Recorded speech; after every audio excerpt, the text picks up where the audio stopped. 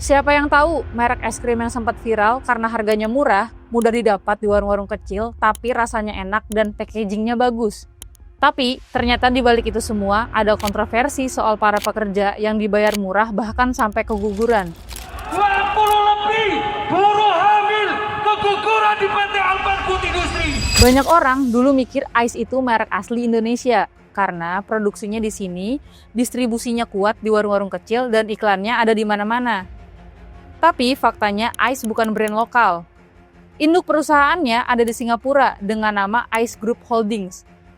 Lalu masuk ke Indonesia melalui perusahaan bernama PT Alban Food Industry atau AFI. AFI mulai beroperasi sekitar November 2014 dan sejak itu perjalanan mereka terbilang luar biasa. Kenapa merek Ais bisa cepat melejit? Jawabannya simpel, strategi dan positioning. Ais sadar, pasar es krim di Indonesia itu terbagi dua. Satu sisi premium kayak es krim mahal di minimarket, satu sisi lagi murah tapi rasanya biasa aja. Nah, Ais masuk di tengah-tengah, harga murah, rasa oke, dan kemasannya menarik. Dan yang bikin makin kuat, Ais nggak cuma jualan di supermarket, tapi masuk ke warung kecil, kantin sekolah, pedagang keliling, sampai desa terpencil.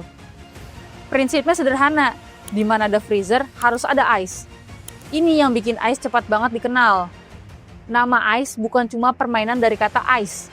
Menurut dokumen resmi perusahaan, huruf A berarti the best, unggul, paling top, dan paling populer. Sedangkan Ais tentu saja berarti es krim. Tagline mereka juga familiar banget, Have a Nice Day. Plesetan dari Have a Nice Day, tapi tetap membawa nama merek di dalamnya. Branding yang simple, mudah diingat, dan terasa friendly.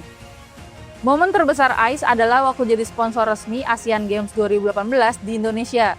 Ais bukan cuma jualan, tapi hadir dalam event internasional.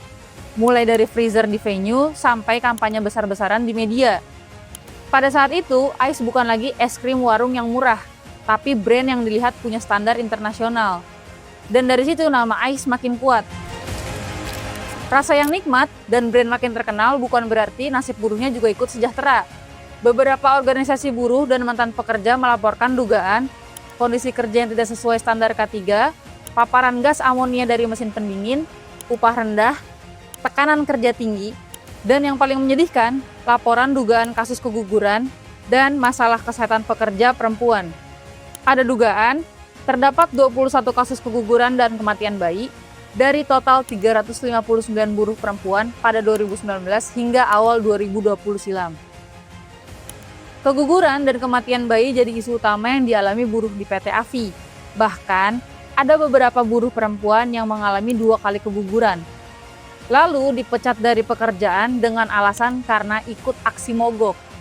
Masalah lainnya adalah penggunaan buruh kontrak dan alih daya atau outsourcing. Bonus dibayar dengan cek kosong, dan sulitnya mengambil cuti bagi perempuan. Selain itu, buruh perempuan yang juga bekerja dengan shift normal seperti buruh pria, yaitu pagi, siang, dan malam. Laporan ini memicu aksi mogok dan protes besar-besaran. Sampai akhirnya pemerintah melalui Kementerian Ketenagakerjaan turun tangan. Lalu, apa hasilnya? Sekitar 665 pekerja akhirnya diangkat sebagai karyawan tetap. Ini dianggap kemenangan untuk pekerja dan serikat. Tapi, apakah semua masalah selesai? Belum sepenuhnya, karena beberapa laporan dan penelitian terbaru menyebut masih ada masalah sistem kontrak, hak pekerja perempuan, keamanan kerja, dan jam kerja panjang. Jadi, bisa dibilang konfliknya bukan selesai, tapi sebagian sudah membaik. Kemajuan bisnis seharusnya berjalan seiring dengan kesejahteraan pekerja. Karena pada akhirnya yang menjadi tulang punggung perusahaan bukan mesin, bukan iklan, tapi manusianya. Menurut Sobat Bisnis, apakah perusahaan harus mulai menempatkan kesejahteraan pekerja sebagai prioritas utama? Tulis di kolom komen ya.